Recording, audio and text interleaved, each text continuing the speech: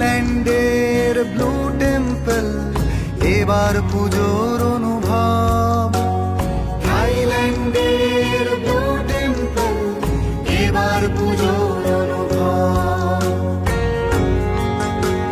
ভালো লাগা খারাপ লাগা আপনাদের ব্যাপার, আমরা তো তৈরি করতে এসেছি, তাই না? এখানে যে নীল মন্দির তৈরি হচ্ছে তা কিন্তু উদ্বোধন হতে চলেছে। সেই নীল মন্দিরের ছোট একটা ডেমো কিন্তু এখানে শিল্পী তৈরি করেছেন পার্থদা। তো হ্যালো বন্ধুরা, কেমন আছো তোমরা সবাই? আশা করছি তোমরা সকলেই খুবই ভালো আছো, সুস্থ আছো। তো তোমাদের সকলকে ভালো রাখার জন্য আমি কিন্তু আরও একটা দুর্দান্ত দুর্গাপূজার ব্লগ ভিডিও নিয়ে চলে আসলাম। হ্যাঁ বন্ধুরা, এই মুহূর্তে আমি দাঁড়িয়ে রয়েছি দমদম স্টেশনে। আমাদের বারাসাত থেকে হাসনাবাদ টু 1:29 ট্রেনটা ধরে আমি এই মুহূর্তে নেমে পড়লাম দমদমে। আর আজকে আমার গন্তব্যস্থল হচ্ছে আগরপাড়ার তারাপুকুর আদি সার্বজনীন দুর্গোৎসব কমিটি। তো তারাপুকুর আদি সার্বজনীন দুর্গোৎসব কমিটি এবছর কি করতে চলেছে তা তো তোমরা সকলেই জানো, থাইল্যান্ডের নীল মন্দির। তো সেই নীল মন্দিরের কাজ দুর্গাপূজার 85 দিন আগে কতটা কি এগিয়েছিল তোমাদেরকে কিন্তু দেখিয়েছিলাম।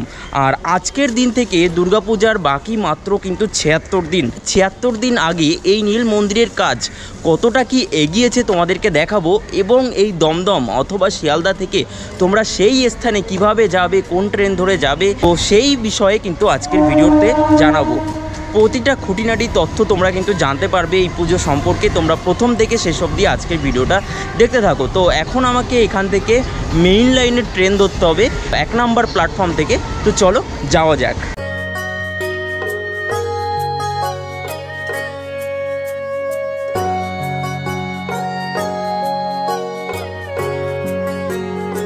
তো হ্যালো বন্ধুরা, এই মুহূর্তে আমি দমদম থেকে ট্রেন ধরে নেমে পড়লাম আগরপাড়া স্টেশনের 3 নম্বর প্ল্যাটফর্মে। এবার আমি এখান থেকে দেখাবো তারাপুকুর আদি সার্বজনীন দুর্গোৎসব কমিটিতে এখান থেকে তোমরা কিভাবে যাবে।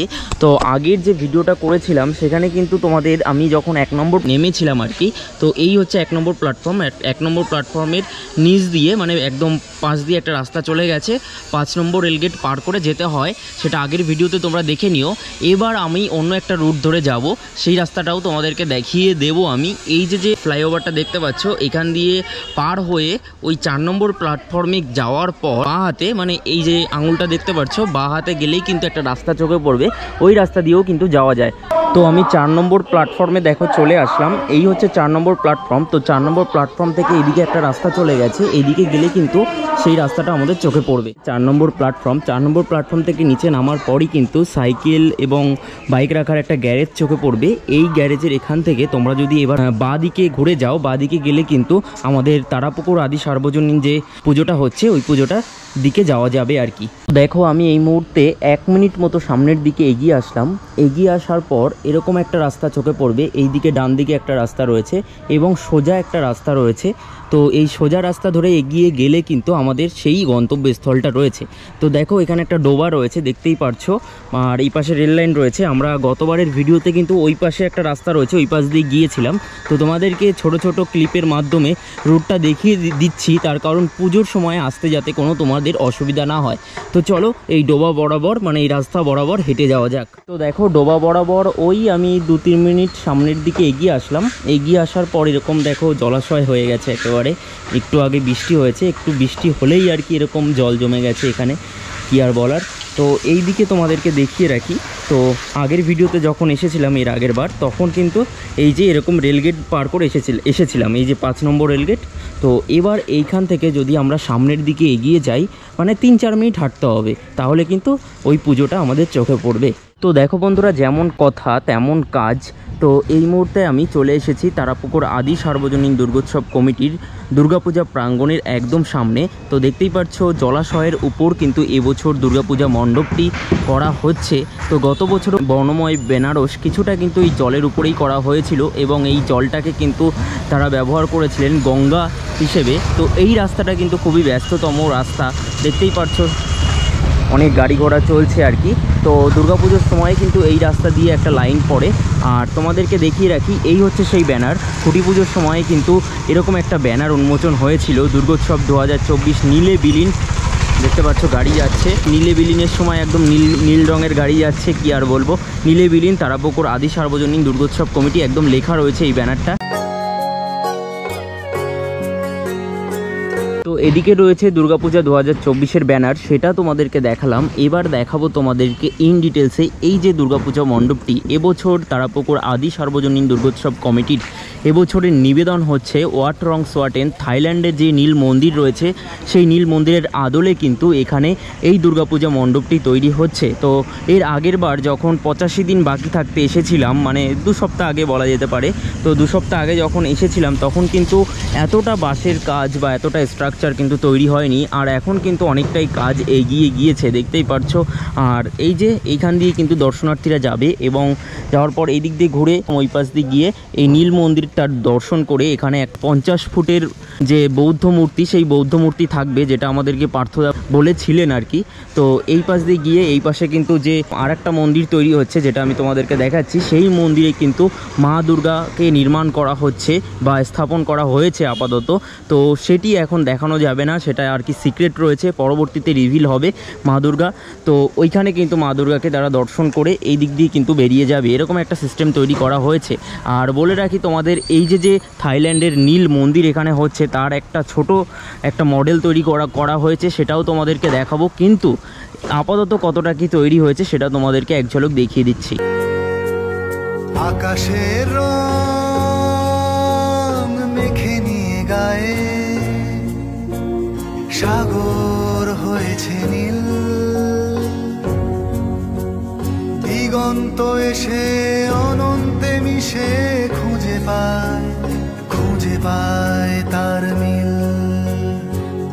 তো এতক্ষণ তোমাদেরকে আমি ওইখানটায় দাঁড়িয়ে এখানকার ভিউটা দেখাচ্ছিলাম। এবার আমি কিন্তু একদম এই জায়গাটায় চলে এসেছি। এই জায়গাটায় এসে এখানকার ভিউটা কেমন লাগছে তোমাদেরকে দেখাবো। তো বেশ কিছুদিন আগে যখন এসেছিলাম তখন কিন্তু শুধুমাত্র এই জায়গায় অল্প বাঁশের স্ট্রাকচার তৈরি হয়েছিল, আর এখন কিন্তু এই জায়গাটার বাঁশের স্ট্রাকচার কিন্তু অনেকটাই হয়ে গিয়েছে এবং এর উপরে কিন্তু তাঁবু লাগানো হচ্ছে, যাতে করে কোনো রকম কোনো বৃষ্টির সময় প্রবলেম না হয়। এরপরে তো আরও অনেকটা সেজে উঠবে, তখন তো এসে আবার আমি দেখাবো।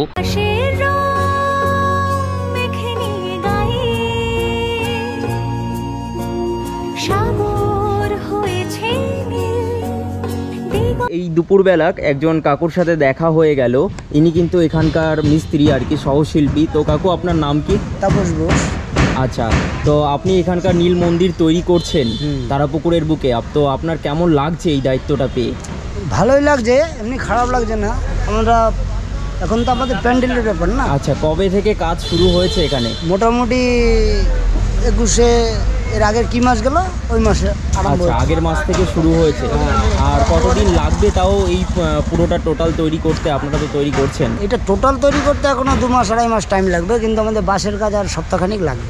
বাঁশের কাজ আর সপ্তাহখানিক লাগবে। আর এরপরে যে প্লাই টেলাই লাগানো হবে এর উপরে, তা সেটা কতদিন পরে? ওই তো আমাদের বলেছে পার্থদা 1.5 মাসের মধ্যে আমাদের ছেড়ে দিতে হবে, 1.5 মাস ওনাদের টাইম দিতে হবে।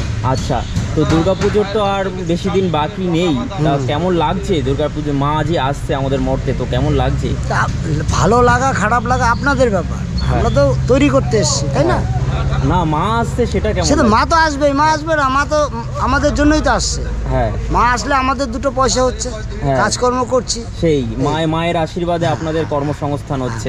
অসংখ্য ধন্যবাদ। তো দেখো এনারা কতটা পরিশ্রম করছেন, কতটা উপরে ওঠে এই যে কাজগুলো করছেন। সত্যি এনারা আছেন বলেই কিন্তু আমরা দুর্গাপূজার সময় সুন্দর সুন্দর প্যান্ডেল উপহার পাই। আর দেখো জলটাকে কিভাবে ওনারা বেঁধে রেখেছেন, যাতে করে যখন জল তৃষ্ণা পাবে তখন কিন্তু উপরে মানে এইটা টেনে নিয়ে গিয়ে জল খাবেন আর কি। সত্যি একটা অভূতপূর্ব ব্যাপার কিন্তু তোমাদেরকে দেখাচ্ছি। তো যাই হোক বন্ধুরা, নীল মন্দিরের এই পাশের স্ট্রাকচারের কাজ মোটামুটি যতটা হয়েছে তা আমি তোমাদেরকে দেখালাম। এবার আস্তে আস্তে মানে যেখানে মাকে স্থাপন করা হবে সেই জায়গাটা একটু তোমাদেরকে দেখাবো। এখানে কিন্তু প্লাই বাটামের কাজ আপাতত বেশ জোর কদমেই শুরু হয়ে গিয়েছে, দেখতেই পাচ্ছ বাটামগুলি কিন্তু লাগানো হয়েছে এবং তার উপরে প্লাই লাগানো হয়েছে। এখানেও বেশ কিছু স্ট্রাকচার রয়েছে, দেখতেই পাচ্ছ।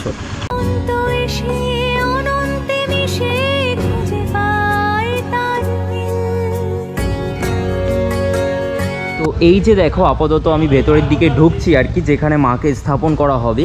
তো মাকে স্থাপন করা হবে আমার ঠিক ডান দিকে, কিন্তু আমি তোমাদেরকে দেখাচ্ছি বাম সাইডে। তার কারণ যেখানে মাকে স্থাপন করা হবে সেখানে কিন্তু মায়ের যে মূর্তি অনেকটাই তৈরি হয়ে গিয়েছে, সেটা এই মুহূর্তে আমি দেখাতে পারবো না, কারণ ওটা একটা আকর্ষণ রয়েছে। সব কিছু যদি এখন দেখিয়ে দেওয়া হয় পরে কি দেখবে মানুষ, তাই না? তো এখন কিন্তু এখানে প্লাইয়ের কাজ চলছে, দাদারা কাজ করছেন। আপাতত এই জায়গাটাকে কিন্তু এমন করে সাজানো হয়েছে, দেখতেই পাচ্ছো জায়গাটা বেশ ভালোভাবে সাজানো হবে, ডেকোরেশন করা হবে। দুর্গাপুজোর সময় যদি তোমরা আসো তাহলে তো দেখতে পারবে।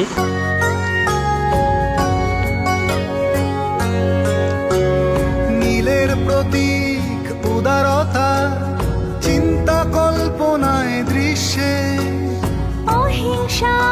তো বন্ধুরা, এবার আমি তোমাদেরকে তারাপুকুর আদি সার্বজনীন দুর্গোৎসব কমিটির এবছরের যে দুর্গাপূজা মণ্ডপ নীল মন্দিরের আদলে তুলে ধরা হচ্ছে, সেই নীল মন্দিরের ছোট একটা ডেমো কিন্তু এখানে শিল্পী তৈরি করেছেন পার্থদা।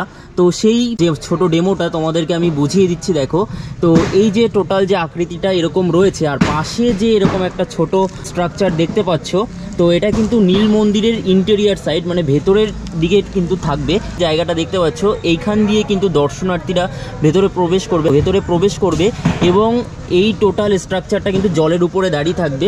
আর এইটা তৈরি হচ্ছে এখানে, এই যে এইটা কিন্তু এখানে তৈরি হচ্ছে। আর এখান দিয়ে দর্শনার্থীরা যাওয়ার পর এই স্থান দিয়ে যাবে এবং এখানে একটা 26 ফুটের বৌদ্ধ মূর্তি থাকবে এবং সেই বৌদ্ধ মূর্তি দর্শন করার পর এখান দিয়ে যাওয়ার পর এখানেও আর একটা 50 ফুটের বুদ্ধ মূর্তি থাকবে। তো এখান দিয়ে যাওয়ার পর এই যে জায়গাটা তোমরা দেখতে পাচ্ছ, এইখান দিয়ে ভেতরে ঢুকে এই যে দৃশ্যটা দেখতে পারবে। এবং এখান থেকে বেরোনোর পর এইখানে একটা মন্দির রয়েছে, ওই নীল মন্দিরের আদলেই তৈরি, এনারা কল্পনা করে তৈরি করেছেন। মানে ভেতরের কাজকর্মও কিন্তু এই মুহূর্তে চলছে। তো এবার তোমাদেরকে বলে রাখি, এই পাশে দুটো যে স্তম্ভ বা চূড়া দেখতে পাচ্ছ, এটা কিন্তু 30 ফুটের হবে এবং নীল মন্দিরের যে মূল স্ট্রাকচার মানে এটা 50 ফুটের। তো দেখিয়ে দিলাম। শান্তির পথ ছড়াক মানব বিশ্বে,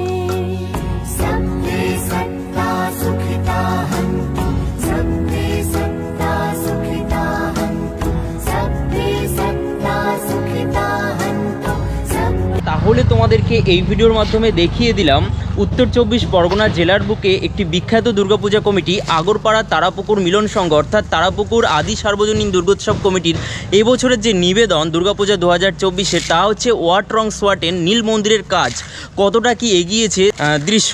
আর এখানকার যে ডেমো সেটাও কিন্তু দেখিয়ে দিলাম। আর এখানে যে নীল মন্দির তৈরি হচ্ছে তা কিন্তু উদ্বোধন হতে চলেছে চতুর্থীর দিন সন্ধ্যাবেলা। চতুর্থীর দিন 7 তারিখ সন্ধ্যাবেলায় কিন্তু উদ্বোধন হবে এই দুর্গাপূজা মণ্ডপটি। তো চলো আজকের ভিডিওটা আপাতত এখানেই রাখছি। আর যাওয়ার আগে তোমাদেরকে বলে রাখি, তো এই স্থানে কিভাবে কি আসতে হবে সেটা তো তোমাদেরকে বলেছি, তবু আবার বলে রাখছি। সেটা হচ্ছে এখানে আসার জন্য তোমরা দমদম অথবা শিয়ালদা থেকে শান্তিপুর, কৃষ্ণনগর সিটি লোকাল, লালগোলা যে কোনো ধরনের মেইন লাইন ট্রেন ধরে তোমরা নেমে পড়বে আগরপাড়া স্টেশনে। আগরপাড়া স্টেশন থেকে কিভাবে আসতে হবে সেটা তোমাদেরকে বলে দিলাম। এবং তোমরা যদি উল্টো সাইড দিয়ে মানে মেইন লাইনের দিক থেকে মানে মেইন দিক থেকে আসো, মানে তাহলে কিন্তু তোমরা মাঝখানে যে আগরপাড়া স্টেশন রয়েছে সেখান থেকে নেমে চলে আসতে পারবে। এছাড়া যদি তোমরা হাওড়া থেকে আসো, হাওড়া থেকে সর্বপ্রথমে শিয়ালদা আসবে, শিয়ালদা থেকে তারপরে কিন্তু কিভাবে আসতে হবে সেটা তো তোমাদেরকে বলেই দিয়েছি, দেখিয়েও দিয়েছি। চলো আপাতত ভিডিওটা এখানে রাখছি। ভালো লাগলে লাইক, কমেন্ট, শেয়ার অবশ্যই করবে।